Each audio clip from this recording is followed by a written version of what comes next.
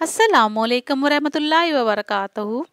अगर मसूड़े फूले हों तो नमक में सरसों का तेल मिलाकर मसूड़ों पर लगाएं। दिन में 2-3 बार लगाने से मसूड़ों में तकलीफ नहीं होगी। पाँव के बल बैठकर काम किया जाए तो उसका असर सीधा नज़र पर पड़ता है। इससे नज़र कमज़ोर होती है। स्टील के गिलास में पानी पीने से दिमाग तेज होता है। अपने टूथब्रश पर नमक छिड़ककर इससे दांत साफ करें। इससे दांतों की सफाई के साथ साथ आपके मसूड़े भी मजबूत होंगे और मुंह की बदबू भी खत्म हो जाएगी। जो औरतें खड़े होकर कंघी करती हैं वो जल्दी बूढ़ी हो जाती हैं, क्योंकि खड़े होकर कंघी करने से सीधा दिमाग पर असर होता है।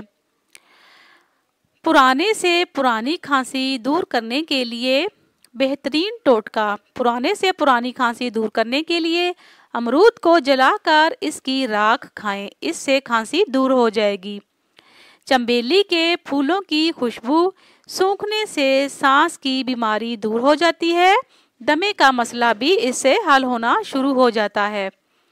सांस के मर्ज में मुब्तला या दमे के मरीजों को मूंगफली का इस्तेमाल फायदे के बजाय ज़्यादा नुकसान में मुब्तला कर सकता है।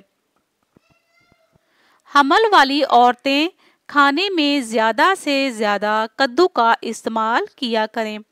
इससे पैदा होने वाला बच्चा बहुत खूबसूरत, सेहतमंद और ज़हीन पैदा होगा। आलू के चिप्स फ्राई करते हुए अगर कढ़ाई में थोड़ी सी पिसी हुई फटकड़ी डाल दी जाए तो चिप्स बहुत ज़्यादा खस्ता और बहुत ज़्यादा मज़ेदार हो जाते हैं। चेहरे का मेकअप उतारने के लिए किसी क्रीम या क्लिनजिंग मिल्क के बजाय अगर आप कच्चा दूध इस्तेमाल करें तो इससे चेहरे की मैल कुचैल भी निकल जाएगी और साथ साथ दूध जो है वो जिल्द को भी नरम मुलायम और खूबसूरत बनाने में अहम किरदार अदा करता है। कच्चे दूध का इस्तेमाल आपकी जिल्द को नरम मुलायम बनाने के लिए ज़रूरी है।